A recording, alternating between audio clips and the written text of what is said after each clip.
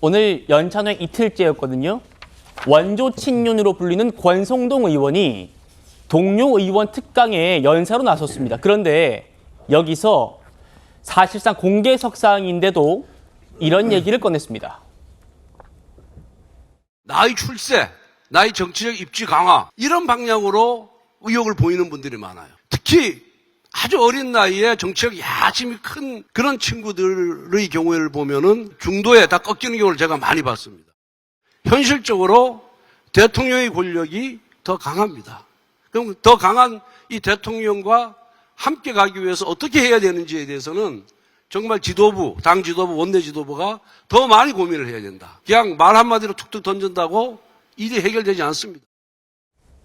권 의원 얘기 다시 한번 그래픽으로 보시죠. 정혁진 변호사님. 네네.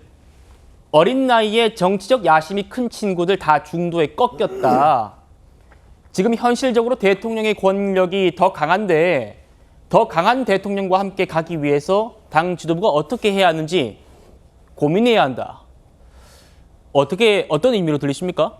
글쎄요, 일단은 뭐 떠오르는 사람이 생각이 나고요. 그 다음에 왜냐하면 떠오른 사람 누군가요? 뭐 젊다라고 뭐 그다음 예. 심지어 뭐 애취육도 당하고 뭐 그러지 않았습니까? 그러니까 한동훈 대표가 생각이 날 수밖에 없는데 그런데 이제 야심이 큰가? 한동훈 대표에게 과연 야심이 크다라고 볼 수가 있을까? 저는 적어도 한동훈 대표가 정치 시작하면서 내가 뭐가 되겠다, 어떠한 사람이 되겠다 그런 생각을 하지 않고 주어진 일에 공직자로서 지금까지 충실히 일을 해왔다. 그런 이야기를 하면서 비대위원장 되지 않았습니까? 네. 전 똑같은 논조로 이번에 당대표가 됐을 때에도 어떤 내가 무엇이 되기 위해서 당대표가 됐다라기보다는 지금 우리나라에 그다음에 여당에 있어서 굉장히 큰 문제점이 있기 때문에 그거를 해결해야 되고 그 해결할 수 있는 가장 적임자가 지금 상황에서는 어쩔 수 없이 그 당시 나왔던 원희룡 후보도 아니고 나경원 후보도 아니고 윤상현 후보도 아니고 결국은 내가 이 짐을 짊어질 수밖에 없다. 그런 의미로 나왔다라는 그런 생각이 들기 때문에 네. 권성동 의원은 더 젊은 나이에 정치 시작하지 않았습니까? 중간에 뭐 그런 야심이 있었는지는 모르겠지만 약간 핀트가 좀 다르다는 그런 생각이 들고요. 더 중요한 건 뭐냐면은 지금 여당 상황이 그렇게 녹록합니까? 그렇지가 않잖아요. 네. 지금 대통령 지지율 또 20%대로 초반대로 떨어져 있고 그다음에 국민의힘 다 합쳐봤자 108석밖에 안 되는데 지금 이러한 이야기를 연찬회에서 할 시점인가? 그것도 중진 의원이 저는 조금 의심스럽다는 생각이 듭니다. 네. 김종식 의원님, 연찬회에서 저 특강 들으셨습니까? 아니요, 저는 어저께 있었고 오늘 아침에 예, 저 오늘은 특강은 오늘 못 아침에 들으셨군요. 있었던 거예요. 근데 저는 저 얘기를 들으면서 아마 73년생인 그래서 지금 51살 만으로 51살인 그 한동훈 대표를 겨냥한 것 같다. 어린 나이에 정치적 야심 뭐 이런 걸 하는 걸로 봐서는. 네. 근데 저는 그 얘기를 들으면서 지금 웃음이 나왔던 게 그 프랑스 대통령 마크롱은 40살에 대통령이 됐어요. 그리고 오바마 대통령은 47살이었고요. 그다음에 그 독일의 메르켈 총리 50살이 됐습니다. 클린턴 대통령 57살이 됐고요.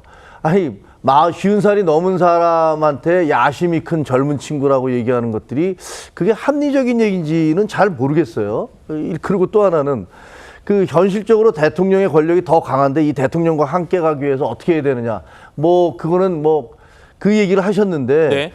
제가 보기에는 이건 누구의 권력이 더 강하냐라는 문제로 접근하는 것도 정말 굉장히 참 낡은 방식이다라는 생각이 들어요. 누구의 그 권력이 더 강하냐가 아니라 어떤 주장이 더 합리적이고 논리적이냐를 기준으로 해서 판단을 해야 되는 거 아닙니까? 만약에 그런 식으로 따지자면 민주당이 사실상 190석이 넘는 의석을 갖고 있는 민주당과 의회에서 우리가 어떻게 싸울 수 있습니까? 그렇게 힘이 센데. 저는 이런 얘기를 하는 게 아니라 대통령도 가장 강한 권력을 가진 대통령도 국민과 함께 가기 위해서는 어떻게 해야 되느냐를 노력해야 되는 거 아니겠어요? 그래서 우리 당의 굉장히 중요한 중진 의원께서 저 말씀을 하시는 거 듣고 저런 식으로 말씀하시면 자칫하면 꼰대라는 그런 어떤 비판을 받을 수 있다. 우리 당이 저렇게 낡은 당이다라는 이미지를 또 줄 수도 있다라는 생각이 들어서 좀 씁쓸한 측면이 있었습니다. 이 얘기에 대한 한동훈 대표 반응 한번 들어보시겠습니다. 관계 내지는 갈등의 프레임으로 말하는 건 쉽고 어떻게 보면 사안을 되게 단순화할 수 있을 겁니다. 그런데 국민의 생명이나 건강은 그것보다는 훨씬 더 앞에 세워서 어떤 말이 옳은지를 중심으로 봐주시는 게 맞지 않을까? 이견이 있는 게 잘못된 건 아니잖아요. 특히 어떤 중요한 이슈에 대해서는 특히 민심이 다른 내용들이 많을 경우에는 그걸 반영하기 위해서 노력하는 게 집권 여당 대표의 임무입니다. 그러라고 63%가 저를 지지해 주신 것 아닌가? 저는 그렇게 생각하고 있습니다. 성신 부장님. 결국 권성동 의원이 당정 갈등 문제에 대해서 한동훈 대표에게 방금 들으신 이런 얘기를 했는데 한 대표는 이견이 있는 게 잘못은 아니지 않느냐, 왜 그걸 잘못이라고 하느냐라고 반문하면서 내 지지율 63% 이걸 강조했습니다. 어떻게 들으셨어요? 맞는 말씀하고 계신 거죠. 권성동 의원이 대통령제 국가에서 대통령의 권한이 더 세죠. 근데 권성동 의원은 지금 국무위원이 아니라 입법부 소속인 국회의원 아닙니까? 네. 대통령제 국가에서 입법부의 소속이라면 여당 국회의원들은 뭐 거수기 역할을 하는 것 아니냐라는 비난을 받고 싶지 않다면은 좀 다른 목소리, 다른 의견을 내야 될 때는 목소리를 내는 것이 당연히 해야 되는 책무라고 생각을 하고요. 저는 한동훈 대표가 그런 말씀을 하신 것 같아요. 원래 정당의 역할이란 것이 국민들의 목소리를 정부의 정책에 반영될 수 있도록 전달하는 것, 그것이 정당의 수많은 역할 중 가장 영순위입니다. 링커 역할을 하는 거라고 하는데 그런 것들을 나는 하고 있을 뿐이다라고 말하는 게 저는 매우 정상적인 발언이라고 생각을 하고요.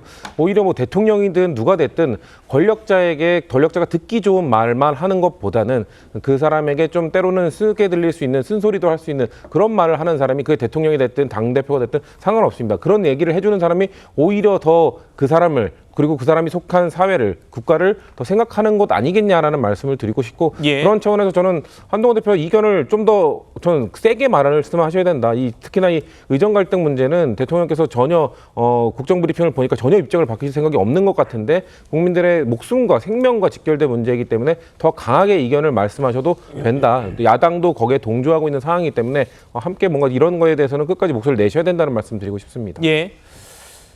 의정 갈등으로 촉발된 당정 갈등에서 친윤계가 정부 쪽, 대통령실 쪽 편을 조금 들어주는 그런 과정 아닐까 싶은데요. 일각, 정확히는 친윤계겠죠. 한동훈 대표가 그러니까 의정 갈등이 아니라 한정 갈등이다. 한동훈 대표와 정부의 갈등이다. 이런 주장을 내놓고 있습니다. 들어보시죠. 일각에서는 당정 갈등이 아니라 한정 갈등이라고 한동훈 대표님이 개인이 싸우는 거라고. 일각에서 그러시는데 그 일각이 계속 뭐 저 대통령실의 일부인 것 같은데요. 그렇게 익명으로 말하는 것 자체가 상황을 별로 좋게 만드는 것 같지는 않아요. 제가 당대표잖아요. 그렇죠? 윤석열 대통령이 취임 후에 연찬에 안 온 게 이번에 처음인데요. 공정 간의 갈등이 이게 감정 싸움이 됐다 이런 비판도. 저는 아무런 감정이 없습니다. 혹시 추가적으로 만나실 계획 다시 좀 조율 중이에요? 따로 들은 바 없는데.